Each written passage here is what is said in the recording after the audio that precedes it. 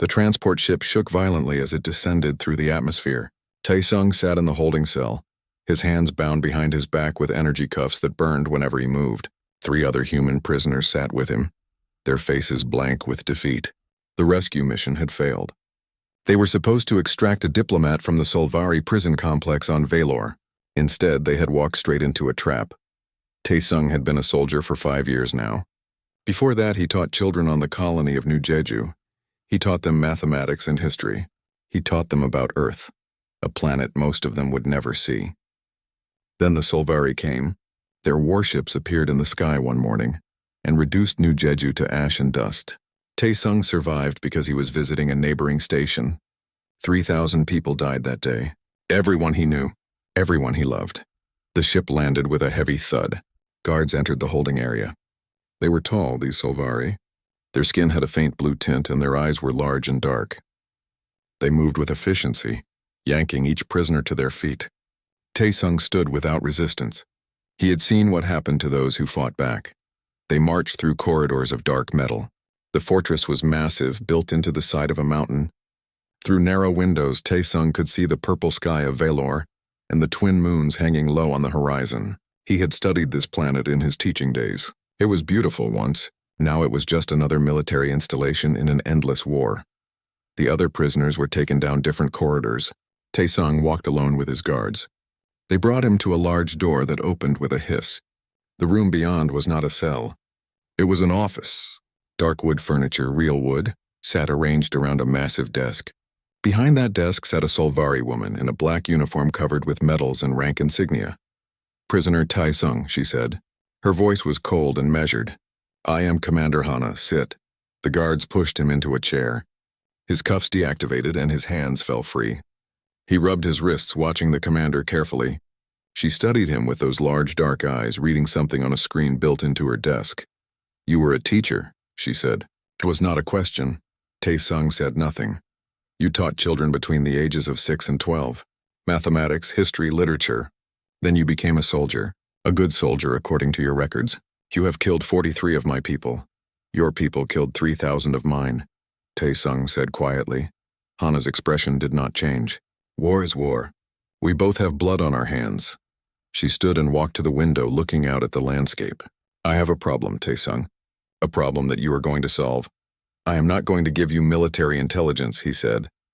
She laughed, a sharp sound without humor. "I do not need your intelligence. We are winning this war. In another year, perhaps 2, humanity will surrender or be destroyed. Your information is worthless to me." She turned back to face him. "I need a guard," Taesung frowned. "You have thousands of soldiers." "Not for what I need." She pressed a button on her desk. A side door opened and a small figure entered the room. A child. A Solvari girl who looked to be about 8 years old. She had the same blue-tinted skin as Hana, the same large eyes. She wore a simple gray dress and looked at Taesung with open curiosity. "This is Yuna," Hana said. "My daughter. She has been the target of 3 assassination attempts in the past 6 months. Political rivals within the Dominion wish to remove my bloodline from power. They want to weaken me by killing her." The girl Yuna stepped closer to Taesung. "Are you really human?" she asked. Her voice was soft and young. "I am," Taesung said. "I have never seen a human before," she said. "You look almost like us." Hana gestured for Yuna to stand beside her. "My own people cannot be trusted. My guards, my advisors, even my household staff. Any of them could be compromised. But you, a human prisoner, you have nothing to gain by betraying me. You are the enemy. You hate us. But you also have a choice." "What choice?" Taesung asked, though he already knew the answer would not be pleasant. "You will guard my daughter. You will stay with her, protect her, and keep her safe from those who wish her dead. If you succeed, you will be treated well. If you fail, or if you try to harm her yourself, you will die slowly and painfully. If you refuse this task entirely, I will execute you within the hour."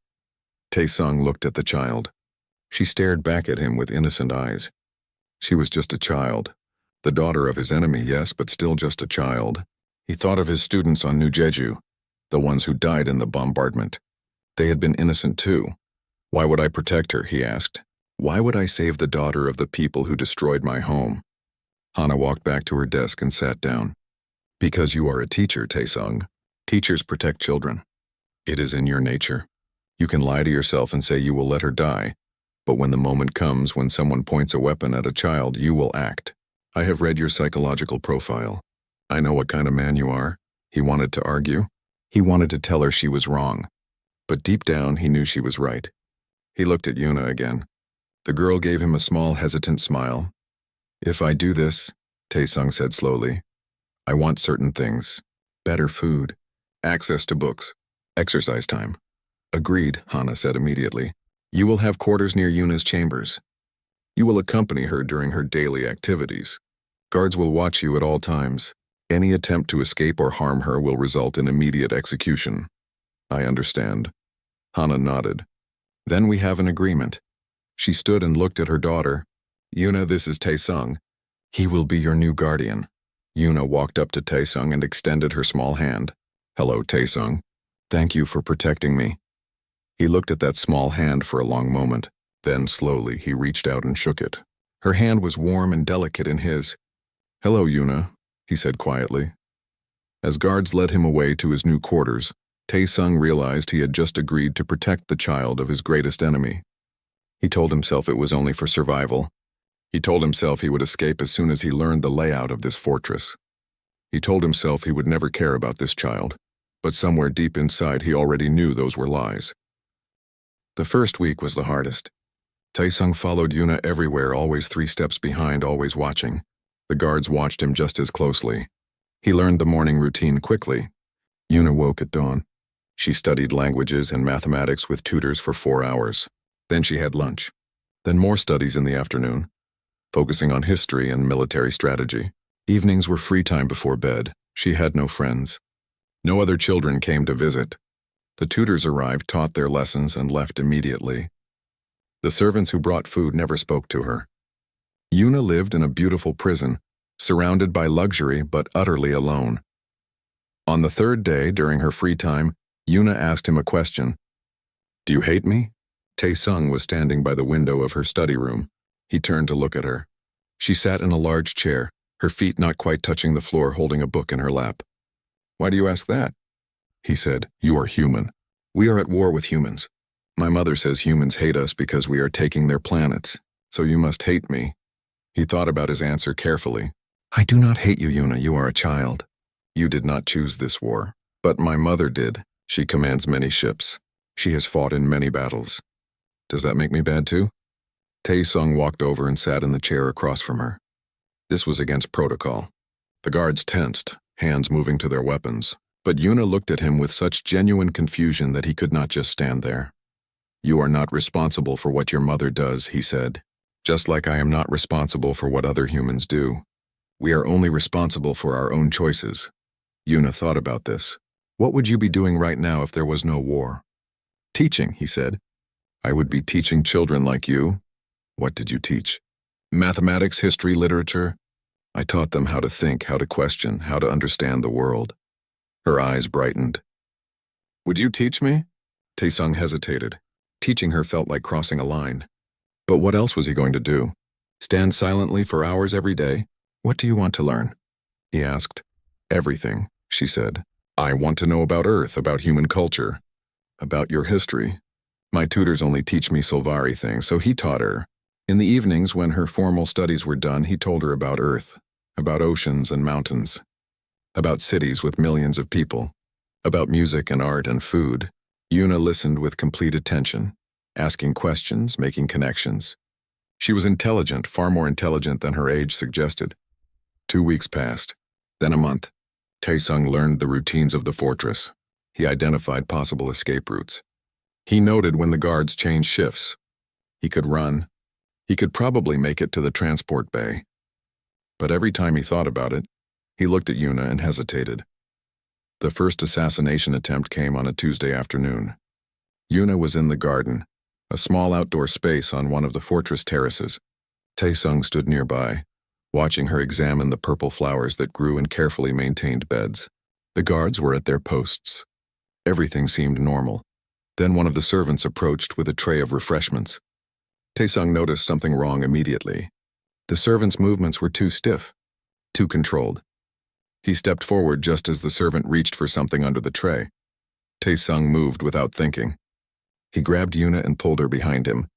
The servant drew a blade, a thin piece of metal designed to slip between ribs.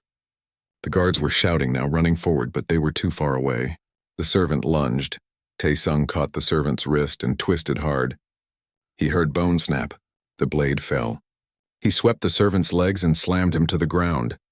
The guards arrived seconds later, restraining the would-be assassin. Yuna stood frozen, her eyes wide with shock. Tae-sung knelt beside her. "Are you hurt?" he asked. She shook her head slowly. Then she threw her arms around him and started crying. Tae-sung did not know what to do. He awkwardly patted her back.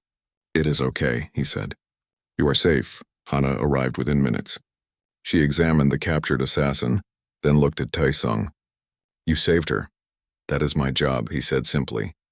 "Yes," Hana said. "It is." She looked at him differently now. There was something new in her eyes. Respect, perhaps. Or maybe just calculation.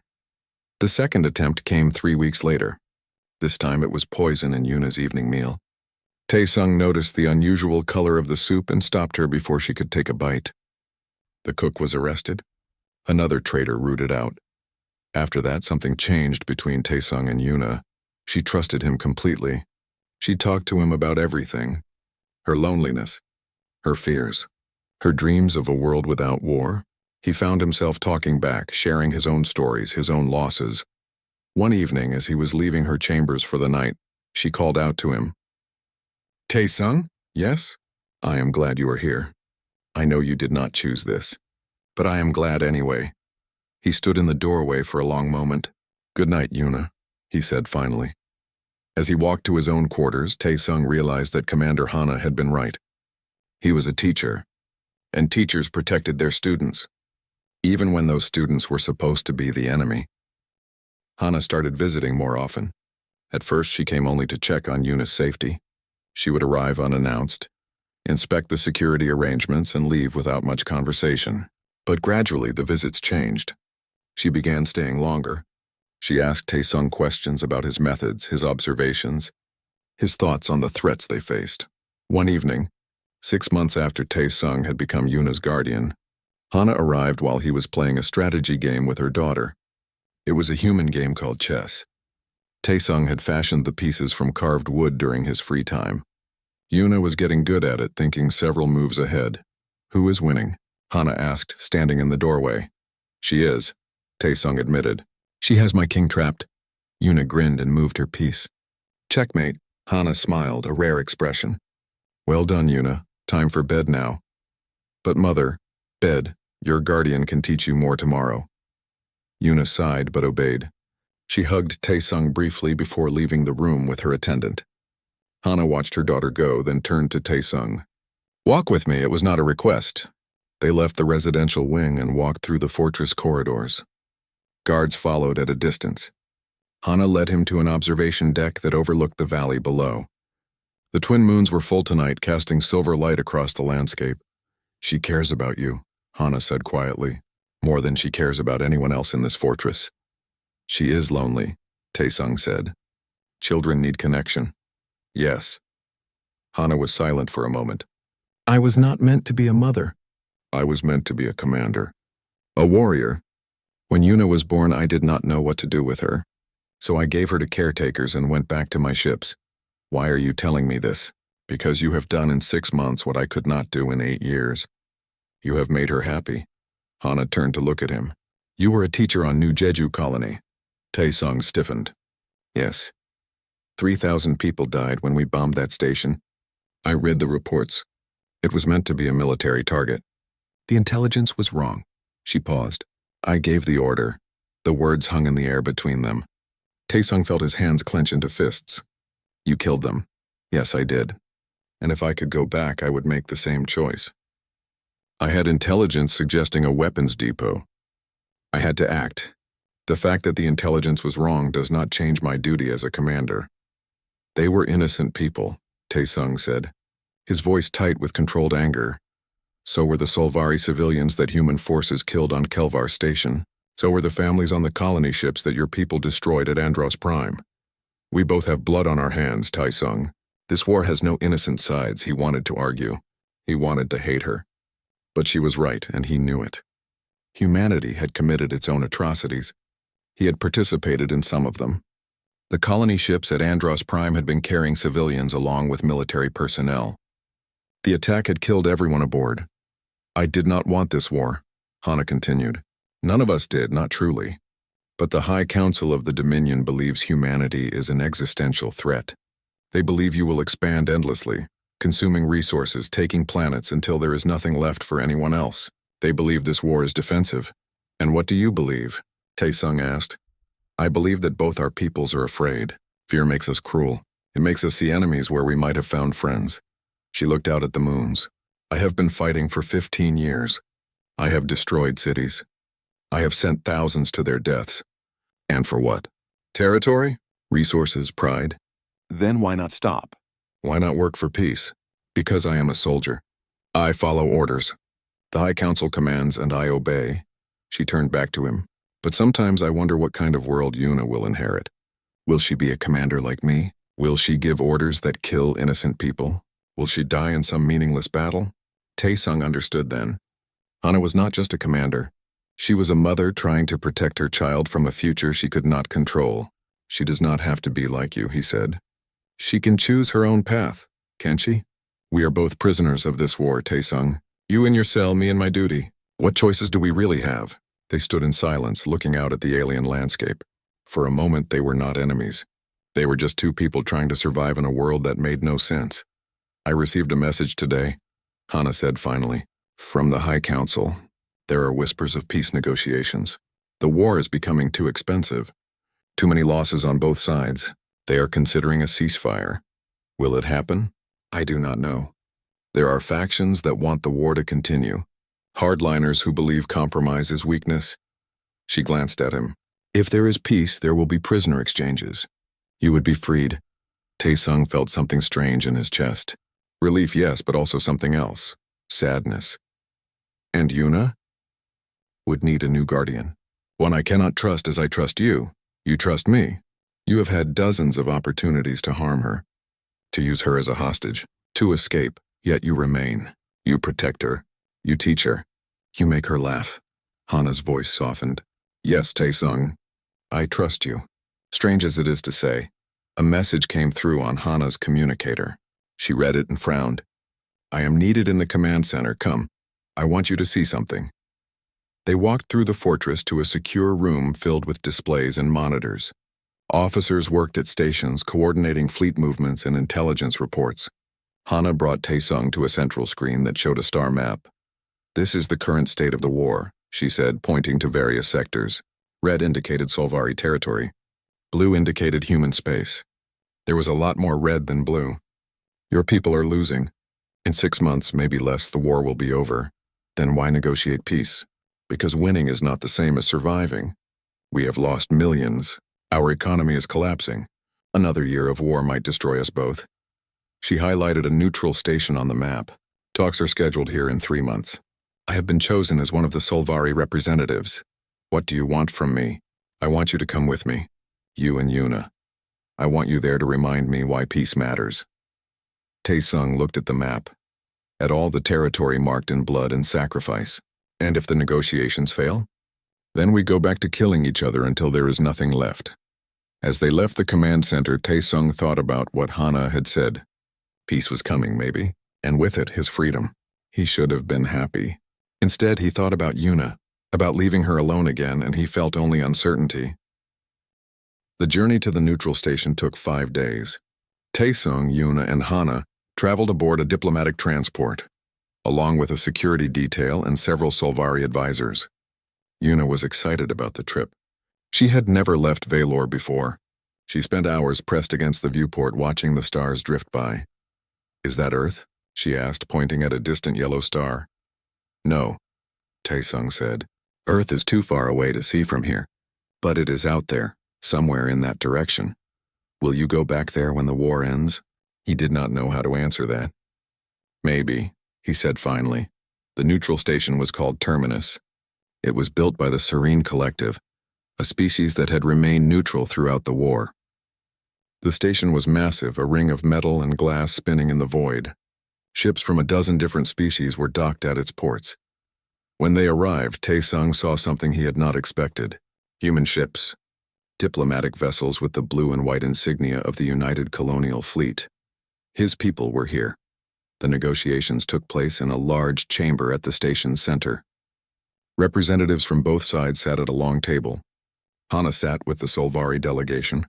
Across from her sat the human negotiators. And among them, Tae-sung recognized a face, Captain Dong-hyun, his former commanding officer. Dong-hyun's eyes widened when he saw Tae-sung enter the room with Yuna. After the first session ended, the captain found him in one of the station's corridors. Tae-sung, is that really you? Dong-hyun gripped his arm. We thought you were dead. The mission report said you were captured or killed. I was captured, Tae-sung said. I have been a prisoner for 2 years. Dong-hyun looked at Yuna, who stood close to Tae-sung's side. And who is this? My name is Yuna, she said politely. Tae-sung is my guardian. Your guardian? Dong-hyun frowned. Tae-sung, what is going on? They talked for an hour. Tae-sung explained everything. The deal he had made with Commander Hana, the assassination attempts, the 2 years spent protecting a child who was supposed to be his enemy. Dong-hyun listened with growing disbelief. You have been living with them? The captain said. Teaching the enemy's daughter? She is not the enemy, Tae-sung said. She is a child. Her mother is a war criminal. She has destroyed colonies, killed thousands of our people, and we have killed thousands of theirs. This war has no clean hands, Captain. Dong-hyun shook his head. You need to come back with us. When the prisoner exchange happens, you will return to human space. You will be debriefed and— I cannot leave yet, Tae-sung interrupted. Cannot or will not. Yuna is still in danger. There are people who want her dead. If I leave, she will be alone again. She is not your responsibility. Yes, Tae-sung said quietly. She is. The captain stared at him for a long moment. You have changed, Tae-sung. I do not know if it is for better or worse. The negotiations continued for 3 weeks. Progress was slow. Both sides had demands, grievances, suspicions. The hardliners on both sides argued against compromise. But slowly agreements began to form. Ceasefire lines, prisoner exchanges, trade concessions. The framework of peace began to emerge. Then the attack happened. It came during a recess between sessions. Tae-sung was with Yuna in one of the station's gardens, a beautiful space filled with plants from across the galaxy. Hana was meeting with her advisors. The human delegation was in their quarters. The explosion ripped through the diplomatic wing. Alarm screamed. The station shook. Tae-sung grabbed Yuna and ran toward the secure zones. Smoke filled the corridors. People were screaming. He found Hana in the chaos. She had a weapon drawn, her security team around her. What happened? He shouted over the alarms. Bomb, in the conference chamber. Someone is trying to stop the negotiations. They made it to a secure room where other survivors had gathered. Among them was Captain Dong-hyun and several human delegates. Everyone was injured or in shock. Tae-sung set Yuna down and immediately started helping the wounded. We need to evacuate, one of the Solvari advisors said. This station is not safe. No, Hana said firmly. If we leave now, the negotiations end. That is what the attackers want. Commander, we have casualties. We need then we get medical help here. We do not run. Captain Dong-hyun stood up, blood running from a cut on his forehead. She is right. If we abandon this now, there will be no peace. Just more war. Over the next hours, Tae-sung and Hana worked together. They organized rescue efforts. They coordinated with station security to find the attackers. They protected the delegates who remained. Yuna stayed close, helping where she could, bringing water to the injured, comforting those in pain. By the time the situation was under control, it became clear what had happened. Extremists from both sides had worked together. Humans who wanted the war to continue, Solvari who saw peace as weakness. They had planted the bomb together, united by their hatred, but they had failed. The negotiations continued, and in the aftermath of the attack, something changed. The delegates on both sides had seen their enemies protecting each other. They had seen Hana and Dong-hyun coordinating together. They had seen a human soldier and a Solvari child working side by side to help the wounded. 2 weeks later, the treaty was signed. The war was over. Prisoner exchanges would begin immediately. Ceasefire lines were established. A framework for lasting peace was created. Tae-sung stood with Yuna and watched the signing ceremony. He should have felt joy, relief. But all he felt was a strange emptiness. Because he knew what came next, he was going home. And that meant leaving Yuna behind. The prisoner exchange was scheduled for 1 month after the treaty signing. Lists were compiled. Logistics were arranged. Tae-sung's name was on the list of humans to be returned. He had expected this. He had known it was coming. But when the official notice arrived, he felt like he had been punched in the chest. Yuna did not understand at first. She was 10 years old now, almost 11. She had grown taller in the 2 years since Tae-sung had become her guardian. She was smarter, more confident, more curious about the world. But she was still a child. "You will visit, though, right?" she asked when he told her. "When humans and Solvari are at peace, you can come visit me." "I do not know if that will be allowed," Tae-sung said gently. "But we are friends. Friends visit each other. It is more complicated than that, Yuna." She went quiet. Then her eyes filled with tears. "You are leaving me. I have to go home. The war is over. I am not a prisoner anymore. But you are my guardian. You promised to protect me. You will have new guards. Better guards. Ones your mother can trust now that the war has ended. I do not want new guards. I want you." She was crying now, real tears running down her blue-tinted cheeks. "Please do not leave me, please." Tae-sung knelt down so they were eye to eye. "Yuna, listen to me. This was always temporary. You knew that. I am human. You are Solvari. I have to go back to my people. Then I will go with you. You cannot. You belong here, with your mother. My mother is never here. She is always away on her ships. You are the only one who cares about me." She grabbed his hands. "Please, Tae-sung. Please do not go." He did not know what to say, so he just held her while she cried. That evening, Yuna went to her mother. Hana was in her office reviewing post-war military reorganization plans. Yuna burst in without knocking, her face red from crying. "You have to stop him from leaving," she said. "You have to make Tae-sung stay."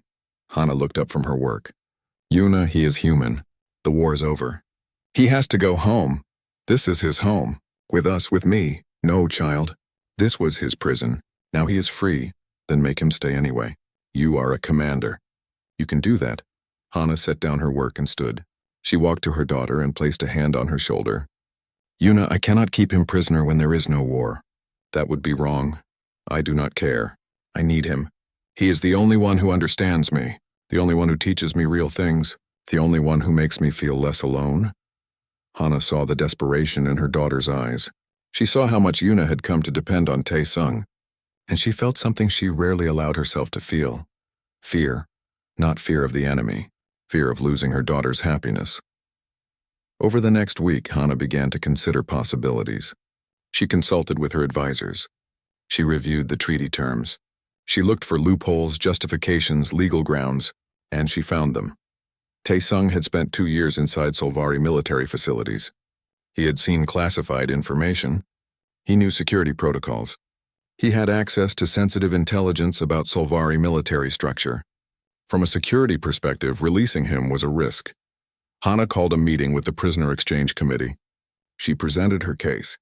Tae-sung possessed knowledge that could compromise Solvari security. Under treaty provisions for national security, she could delay his release indefinitely. The committee debated. Some argued this was a violation of the treaty's spirit. Others agreed with Hana's security assessment. Finally, they voted. Tae-sung would not be released. When Tae-sung received the notice, he could not believe it. He read it 3 times. He was to remain in Solvari custody indefinitely. Security concerns. National interest. Review pending. He went to Hana's office immediately. She was waiting for him, her expression unreadable. "You are keeping me prisoner," he said. His voice was flat, emotionless. "For security reasons, yes. The war is over.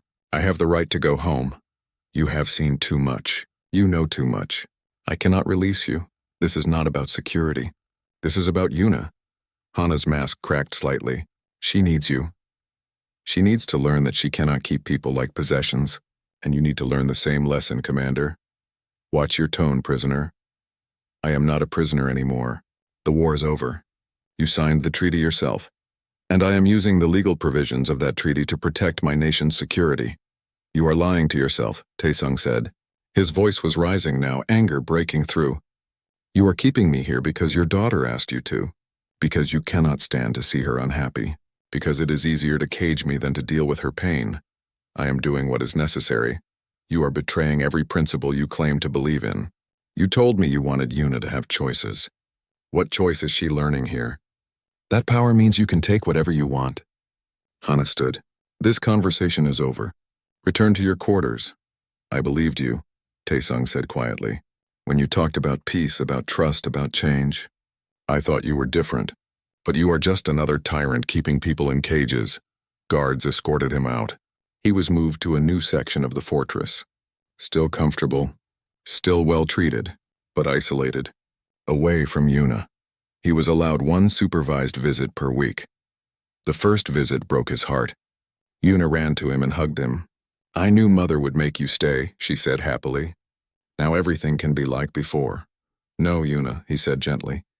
"It cannot." "Why not?" "Because I am staying against my will. I'm still a prisoner. Your mother is keeping me here not for security, but because you asked her to." Yuna stepped back. "I just wanted you to stay. I know. But wanting something does not make it right." Over the following weeks, news of Taesung's continued detention spread. Human diplomatic channels protested. Captain Donghyun publicly condemned the decision, calling it a violation of the treaty. Some called Taesung a traitor, who had grown too comfortable with the enemy. Others called him a victim of Solvari deception. Taesung sat in his quarters and felt the bitterness grow. He had protected Yuna. He had helped bring about peace. And this was his reward. Another cage. Another broken promise. He stopped teaching during Yuna's visits. He stopped talking much at all. He answered her questions with short replies. He could see it hurting her, but he could not stop. The resentment was too strong. After a month, Yuna stopped smiling during visits. After 2 months, she stopped asking him questions. After 3 months, she just sat with him in silence, both of them prisoners in different ways. And in her office, Hana watched reports and knew she had made a terrible mistake. But pride and fear kept her from admitting it. So the cage remained locked and the damage grew deeper. 6 months passed. Taesung grew thin and silent. The comfortable quarters felt like a tomb. The books they gave him sat unread. The food tasted like ash. He exercised mechanically, maintaining his body through habit rather than purpose. The guards reported that he was cooperative, quiet, no trouble at all. But his eyes had gone dead. Yuna's weekly visits became painful rituals. She would sit across from him and try to start conversations that went nowhere. He would answer in single words, yes, no, fine. Sometimes she cried. Sometimes she got angry. Sometimes she just sat in silence, staring at him, trying to find the person who used to teach her and laugh with her and make her feel less alone. "Why are you punishing me?" she asked one day. "I know you are angry at Mother, but I am not her. I'm just trying to be your friend." "You cannot be friends with someone you keep in a cage," Taesung said quietly. "I am not keeping you here." "She is. You asked her to. This is what you wanted. I just did not want you to leave. And now I wish I had died in that transport crash 2 years ago. Would that have been better?" Yuna flinched like he had struck her. She left without saying goodbye. That was the last visit she came to for several weeks. News from the outside world filtered in through the guards and the few communications Taesung was allowed. The peace was holding, barely. Human and Solvari diplomats argued constantly. Trade agreements moved forward slowly. Ceasefire violations happened but were resolved through negotiation rather than violence. And everywhere people talked about Taesung, the human who stayed with the enemy. Some called him a hero who had helped bring peace. Others called him a collaborator. Captain Donghyun gave interviews calling for his release but also questioning his loyalty. The doubt in his former commander's voice was clear. Taesung realized he no longer had a place in human society. He had been gone too long, changed too much. Even if he was released, he would be viewed with suspicion. A man who had lived with the enemy, who had protected their children, who had spoken their language and eaten their food and seen them as people rather than monsters. He was caught between two worlds, belonging to neither. The plan came to him slowly. Escape. One last attempt to take control of his own fate. He began observing the guards more carefully. He noted the shift changes, the patrol patterns, the weak points in security. They had grown complacent. He was cooperative, quiet, no threat. That was his advantage. He made his move during a shift change on a stormy night. Viler's weather could be violent, and that night the wind howled around the fortress. Taesung had fashioned a tool from a piece of metal stripped from his bed frame. When the guards changed, there was a 30-second window where the corridor was unwatched. He picked the lock on his door. He moved quickly and quietly through the corridors. He knew the layout now. He had spent 2 years learning it. The transport bay was 3 levels down. If he could reach a shuttle, he could fly to the neutral zones. He made it to the 2nd level before the alarms went off. Someone had noticed his empty quarters. Guards flooded the corridors. Taesung ran. He fought when he had to, using skills he had hoped to forget. He disabled 3 guards without killing them. He was close now. Just 1 more level. Then he heard her voice. Taesung, stop. He turned. Yuna stood at the end of the corridor. She was in her nightclothes, her hair wild, her face streaked with tears. Behind her, guards were approaching, but they stopped when they saw her. Please, she said, walking toward him. Please do not leave like this. Get out of my way, Yuna. No, I will not let you go. You cannot stop me. Then you will have to hurt me. She stood directly in front of him now. Because I am not moving. Taesung looked at her. This child he had protected and taught and cared for. This child who had become like a daughter to him. And he realized he could not do it. He could not push past her. Could not hurt her. Could not leave her like this. He sank to his knees. The guards surrounded him, weapons drawn. But Yuna waved them back. She knelt in front of Taesung and took his hands. I am sorry, she whispered. I am so sorry. I did not understand. I just did not want to be alone again. But I made you alone instead. I am sorry. He could not speak. Could not find words. So he just held her hands and let the guards take him back to his quarters. But this time, he did not go quietly to his cell. He demanded to see Hana. He demanded it loudly enough that she had no choice but to come. She arrived at his quarters an hour later. Taesung was standing by the window looking out at the storm. His hands were in restraints now. Guards stood by the door. You wanted to see me, Hana said. He turned to face her. I have something to say. You are going to listen. You just attempted escape. You assaulted my guards. I protected your daughter for 2 years. I took blades meant for her. I taught her. I cared for her. I helped you make peace, and you repay me with lies and betrayal. I did what was necessary for security. No, you did what was easy for you. You could not bear to see Yuna sad, so you kept me in a cage. You could not admit you were wrong, so you hid behind excuses about security and intelligence. You became exactly what you claimed to hate, a tyrant. Hana's expression hardened. You do not understand the pressures I face. I understand that you are teaching your daughter that power matters more than principles, that you can take whatever you want if you are strong enough. That promises me nothing. Is that the lesson you want her to learn? I am protecting her. No, you are protecting yourself. From having to watch her be sad. From having to be an actual parent instead of a distant commander. You use me as a replacement for your own presence in her life, and then you hold me here because you cannot face the consequences of your own failures. How dare you? She came to stop me tonight. Did you know that? She stood in front of me and said I would have to hurt her to escape. What kind of child is that? One who is so desperate for connection that she would rather be hurt than be alone. Hana went very still. You are destroying her, Taesung said quietly. Every day you keep me here, you teach her that love means possession, that caring means control. You are making her into a smaller version of yourself. Cold, isolated, afraid to trust anyone. That is enough, Hana said, but her voice wavered. Is it? Because from where I stand, someone needs to tell you the truth. You are a brilliant commander. You won battles and ended a war, but you are failing at the only thing that really matters. You are failing your daughter. Hana stood there for a long moment. Then she turned and left without another word. Taesung was returned to his quarters. The restraint stayed on. The guards doubled, and he waited to see if anything he had said would matter at all. 3 days passed. Taesung sat in his quarters and waited. The restraints were removed after the first day, but the guard presence remained heavy. No one came to see him. Not Yuna, not Hana. He was isolated completely. On the 4th day, Hana entered his quarters alone. She looked tired. There were dark circles under her large eyes. She sat down across from him without preamble. "I have been meeting with my advisors," she said, "and with the diplomatic committee. Your continued detention is causing problems. Human representatives cite it as evidence that the Solvari cannot be trusted. They are threatening to withdraw from several trade agreements." "Good," Tae-sung said flatly, "but that is not why I am here." She paused, seeming to choose her words carefully. "I spoke with Yuna, really spoke with her. I asked her how she was feeling, what she was thinking. I have not done that in a long time." "And what did she say?" "She said she hates herself. She said she asked me to keep you here and now you hate her and it is her fault. She said she wishes she had never met you because then she would not have to feel this pain." Tae-sung closed his eyes. "She is wrong.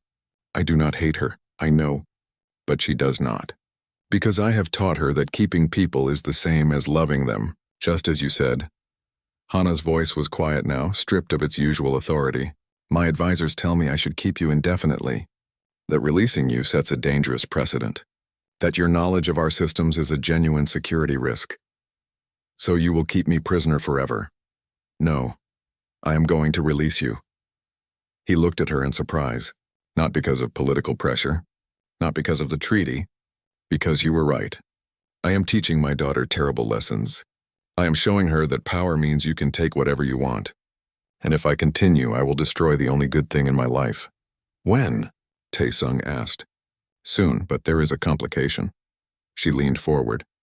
"Human intelligence has learned that you spent 2 years inside Solvari territory. They know you were close to me, to my family.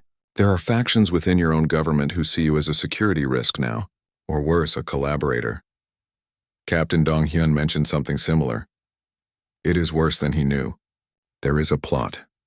Extremists on both sides, the same kind who bombed the peace negotiations. They want to kill you the moment you return to human space. They see you as a symbol of cooperation between our peoples. They want you dead to prove that peace is impossible." Tae-sung felt cold. "So I am not safe on either side." "No, you are not." Hana stood and walked to the window. "But there is a third option. The treaty established neutral colony worlds, places where both humans and Solvari can live together, under joint governance, refugee settlements for those who lost their homes in the war." "You want me to go to a refugee camp?" "I want you to go where you can be safe, where you can be free, where you can build a new life." She turned back to him. "One of these colonies is called New Haven. It is a growing settlement. They need teachers, Tae-sung. They need people who understand both cultures, who can help build bridges. And Yuna, she would be allowed to visit. Under the treaty, diplomatic family visits to neutral territories are permitted. I could bring her to see you. Not often, but sometimes." It was not what he had wanted. It was not Earth, not his real home. But it was freedom. It was a life. And it was a way to stay connected to Yuna without being her prisoner. "I accept," he said quietly. Hana nodded. "I will make the arrangements. You will leave within the week." "I want to see Yuna before I go." "Really see her? Not a supervised visit. Just us." "I will arrange it." The next day, Yuna came to his quarters. The guards let her in and then left them alone. She stood uncertainly near the door, not looking at him. "I am leaving," Tae-sung said gently. "In a few days, but I wanted to talk to you first. You are going back to the humans." "Not exactly. I'm going to New Haven. It is a neutral colony, a place for both our peoples." "Oh." She still would not look at him. "Yuna, come here, please." Slowly, she walked over and sat beside him. He could see she had been crying a lot. Her eyes were red and swollen. "I do not hate you," he said. "I need you to know that. I was angry and I was hurt, but I never hated you. I made you stay. I asked Mother to keep you prisoner. It is my fault. You are a child. You did what children do. You wanted someone who cared about you to stay. But keeping people is not the same as loving them. That is a lesson I should have taught you earlier." "I'm sorry," she whispered. "I'm so sorry. I know. And I forgive you." He put his arm around her shoulders. "But you need to learn something important. People are not possessions. You cannot keep them just because you love them. Real love means wanting someone to be happy, even if that happiness is somewhere else. But I will miss you. I will miss you too. But your mother says you can visit me sometimes.